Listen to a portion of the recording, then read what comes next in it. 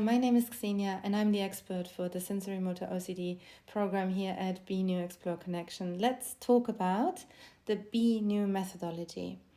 As a BNew expert, we always advise from a science-based approach, but also from our own experience. We are peer-to-peer coaches, meaning we suffered through the very same thing we advise on. I myself have suffered from sensorimotor OCD for more than 20 years. Therefore, I am the one with whom you will be working in this particular program.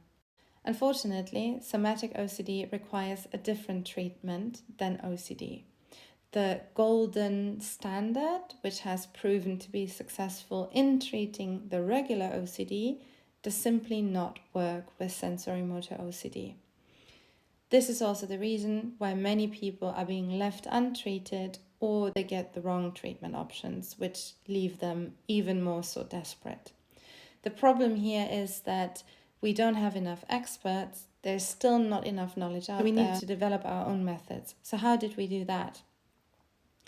We used different bits and pieces and best practices from interdisciplinary fields, combined them together and customized them so that they finally address the unique traits of sensorimotor OCD, which all of the current other treatment options, such as ERP, exposure response prevention, or CBT, which is cognitive behavioral therapy, do not cover.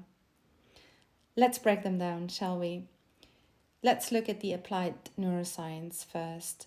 We use cognitive strategies to disrupt the OCD cycle and start the reprogramming of our brain, which leads us to neuroplasticity, the brain's ability to change neural pathways, ultimately leading to new ways of thinking, different ways of processing stimuli internally as well as externally, and ultimately leading to a new way of perceiving the internal and external world.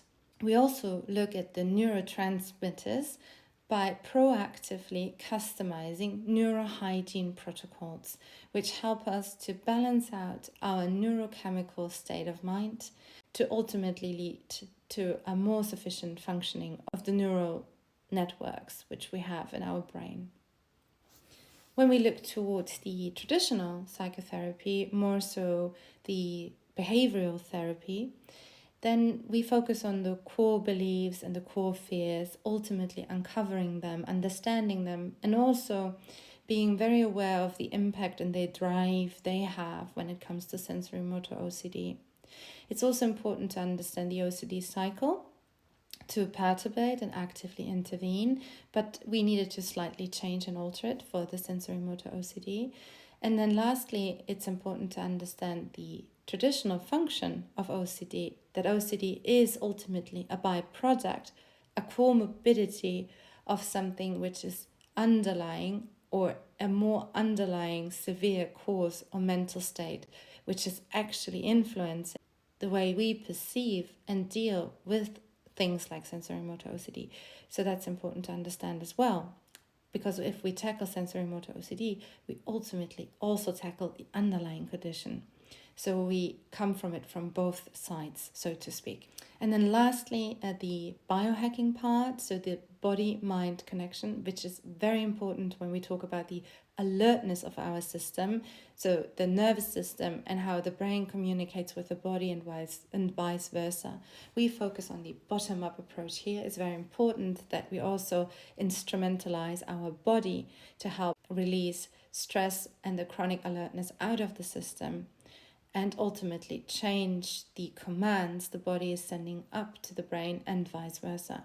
So we have a whole program focusing on the autonomous nervous system and how we can ultimately change the alertness, the survival mode in our body and our brain, which is the ultimate function of OCD. And it's not only that, in addition, it's also responsible for the perception and how the OCD cycle is being kept in our system and constantly repeating itself. To recap, we look holistically at sensorimotor OCD treatment, focusing on interdisciplinary best practices, combining them and customizing them to a unique program which tackles the intricate details of sensorimotor OCD, which ultimately differ from the regular treatments for OCD.